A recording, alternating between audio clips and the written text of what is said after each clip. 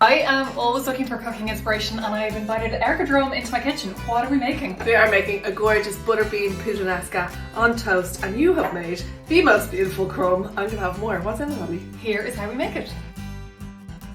Start by frying everything in olive oil. So you've got your shallots, garlic, olives, capers, some chili, as much as you like, spicy or not, you can hold back, smoked paprika, and a little bit of salt, and let that cook down for about 5 to 7 minutes before adding in your tinned tomatoes. Get the best you can afford, it really makes a difference here.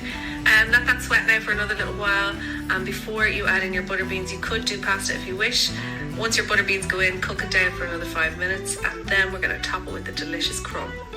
So to make the crumb, I'm using Brazil nuts, and here I have a few key ingredients. I have nutritional yeast, which is actually fortified with B12, which is great, especially if you are in a plant-based diet.